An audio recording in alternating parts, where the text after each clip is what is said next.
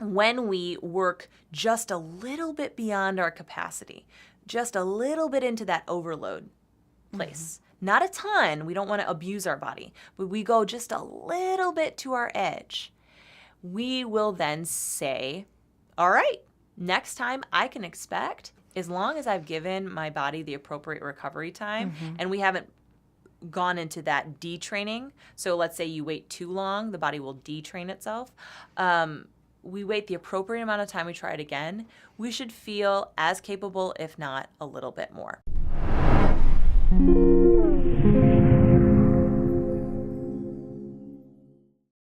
When it comes to exercise, we need to get really smart about what that communication is, because there's pain and then there's discomfort. And discomfort's usually pretty positive. It's a controlled stress that we're putting on the body, and then the body's going to respond to it, and it's going to adapt, and you get stronger.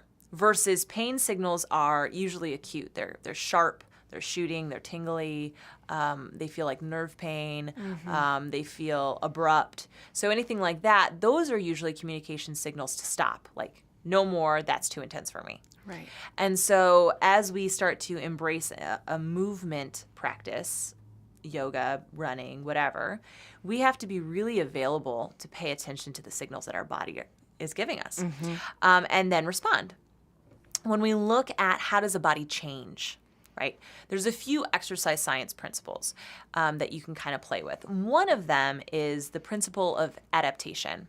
So the body will adapt to whatever controlled stress you put on it over a period of time. So if you commit to running 2 miles a day, the first day that you run 2 miles, it's going to feel really, really hard. But let's say you've been running 2 miles a day for the last year, all of a sudden 2 miles is like your warm up because the body has adapted. And so let's, unpack adaptation. Like, well, what does that mean? That means the body has learned how to be efficient in that movement. It means that potentially your muscles have built up to accommodate the stress, the controlled stress you've put on them. And you also have been creating really clear neural pathways from your brain to your muscle, and that signal has gotten stronger and stronger and stronger and stronger. Something that I think is fascinating with movement patterns, and something we talk a lot about in the personal training world, is that if you get someone who's fresh to, let's say, lifting weights, and you're teaching them how to bench press, their first 8 weeks, let's say they've never bench pressed before, their first 8 weeks of strength gains, and I'm using quotations with my fingers, is because not necessarily that their chest muscles just got abundantly more strong over the last 8 weeks, but a lot of those gains have to do with the fact that their brain has consistently been sending the signal to the chest muscles, and that signal gets stronger and stronger and stronger, and that helps the body adapt. And we say that synapses that fire together wire together. So that wiring starts to gel and we feel more coordinated in what we're doing. And then once we have the coordination factor, certain movements become easier. So then, okay, my 2 miles is easy. Great. Then I show up for my yoga class and I'm like, well, I can run 2 miles without getting winded. This should be easy. Why isn't that yoga class easy? Well, that yoga class isn't easy because of the principle of specificity. And this is a really fun word to say. I won't say it twice because it's a tongue twister. But the concept is essentially that your body learns to do whatever you've asked it to do specifically. So I often will see athletes that will come into yoga because they need to cross-train. They're not immediately great at yoga just because, let's say, they're really good at soccer or football. Yoga is still challenging for them. The coordination is different. Now, they might have some benefits that that carry over. If they're great at soccer, they probably have a lot of endurance and they probably use their legs a lot. So certain poses in yoga may not feel as hard or as challenging to them because that does cross over. But the actual coordination of the movement itself likely doesn't. And so they still have a new pattern to learn.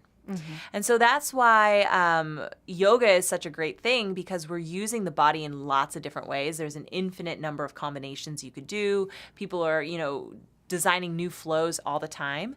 And so we're able to build on our body's ability to adapt and change and learn and develop coordination patterns. And we're also introducing new challenges all the time so that we don't feel stuck in this plateau. We're starting to stimulate a little bit of muscle confusion. And so when we can kind of balance that out, then we are, one, encouraging the body to adapt by introducing something over and over, right? So you have to practice. A lot of times people come into a yoga class, oh, that was too hard, or I got too sore, or I couldn't do that thing, and they give up. So you only gave your brain one shot. Would you tell an 8-year-old on their first soccer practice of their life, oh, no, you didn't do very well. You should just give up this whole sports thing. No, we would never tell an 8-year-old that, but we're constantly telling ourselves that. We assume walking in we should just be great at it. We should just be good at everything. No. So one, you need to give your body time to adapt. That means taking the modifications that your instructor is suggesting, and it also means listening to your body, and it also means sometimes talking back to your body. So if you're feeling discomfort, you need to ask yourself, am I in pain, or am I just a little uncomfortable right now? And if you're just a little uncomfortable, keep doing it. Right? Just keep doing it. Right. Give yourself that grace period of making a habit. Let your brain adapt. Let your body adapt. And then comes the other component. And once your body's adapted, you need to increase the challenge. And if you want to continue to see change, you need to increase the challenge. Yeah. And then you take those two principles together as far as you need to. Right? So if you want to be a really great soccer player, you need to practice soccer. If you want to be a great yogi and do yoga asana, great yogi, that's subjective. But let's say you want to be able to do a lot of different yoga poses, you need to practice them. Number one, there are some pretty funny videos out there where they'll take somebody who's like maybe a pro wrestler or a pro football player and put them in ballet class. And you just kind of can really see how you can be incredibly strong, but coming into something that demands just a little bit different coordination, or it's just different movements, sometimes they, have a pretty hilarious go at trying to do this movement. And it's really interesting. It really speaks to that fact that, the body does adapt to the movements. And even though they've become incredibly strong and incredibly good at certain types of physical exercise, that doesn't automatically mean that they're going to be able to do everything else. Exactly. And you're so right about, we have this perception that if we can't do it on the first try, then we can't do it. And Not worth it. That's just totally ridiculous. No matter what area that you're working in or something that you're trying to learn how to do, hardly anyone just wakes up, comes to the table, and immediately can do it. Right. Even one of the things that comes up a lot is people comment on the yoga videos, I'm not flexible enough for yoga. And all of our yoga teachers just say, well, I wasn't flexible when I started doing yoga, but the whole purpose of doing it is to create that improvement for yourself. Exactly. So I think it's so important to just remind people that it does take a little bit of time. Yes. And then considering those kind of exercise science components, hey, your body is going to work to adapt to this movement.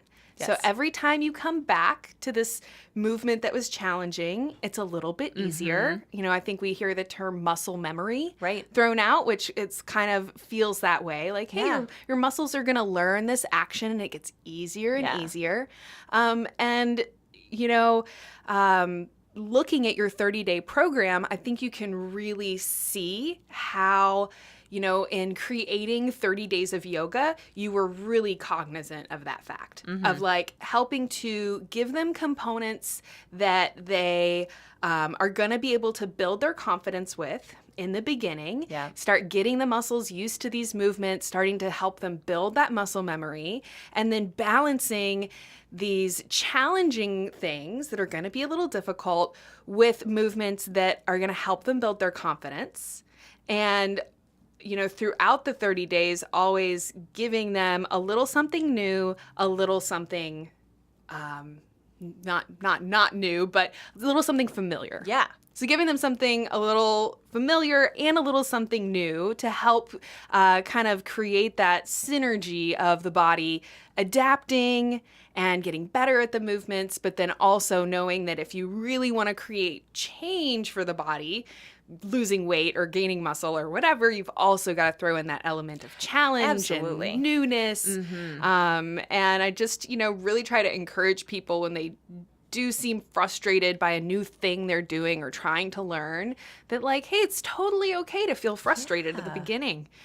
Anytime you take on something new, there's just that element of, of newness and learning. And the more that we can just allow ourselves to maybe go into that yoga class and feel a little uncomfortable the first time, or go do something we've never done before, that we kind of embrace it with that attitude of self-compassion and fun, so that you don't leave feeling like, oh, I'm terrible at that, I can't do it. You leave going like, man, I did a really good job on my first try of this. Yes. And you start building that confidence that you're going to get better and better and better as you go along. Absolutely.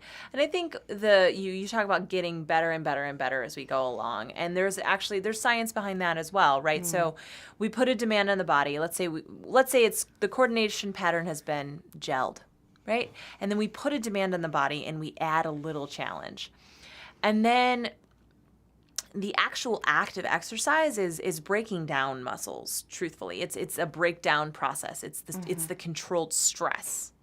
And so there's kind of two parts here. It's a controlled stress. So then after that, we go into a recovery period. And the recovery period is actually where the body gets stronger.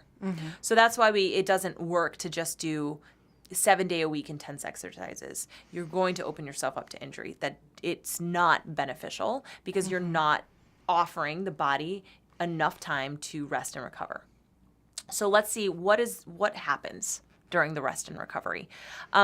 Immediately after exercise, the body starts to work to replenish fluid levels. It starts to go back to a state where it can focus on other body processes. Your core temperature starts to come down because maybe it elevated. So there's lots of immediate things that are happening. But just on the strength building side of things, it's sort of like your brain says, that body did something really hard. And so I need to be prepared for the next time that body asks me to do this thing. So you know what I'm going to do? I'm going to make it just a little bit stronger. Nice. Now, it doesn't make it a lot stronger. We don't go from being able to not do a down dog to just doing our first crow and just like that. But it'll say, I'm going to make it a little stronger because I want to be prepared the next time that demand is placed on me. And so when we work just a little bit beyond our capacity, just a little bit into that overload place, not a ton, we don't want to abuse our body, but we go just a little bit to our edge, we will then say, all right, next time I can expect, as long as I've given my body the appropriate recovery time and we haven't gone into that detraining. So let's say you wait too long, the body will detrain itself.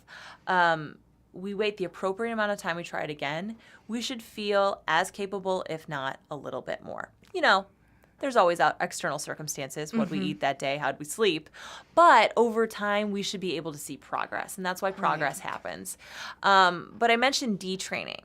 To listen to this full interview for free right now, you can find the Wellness Plus podcast on your favorite podcast apps, including iTunes, Spotify, Apple Podcasts, Stitcher, Soundcloud, and many more. I've got all the links you need down in the description below. To view the full video version of this interview, along with our entire library of content, subscribe to wellnessplus.tv. And if you want to help us keep this information free and help support our efforts in creating these podcasts and so much more, I hope you'll consider becoming a Patreon supporter at patreon.com/Psychetruth. And remember that if you want to be alerted of our new YouTube videos, you've got to subscribe and click that notification bell. Thank you so much, and we'll see you again soon.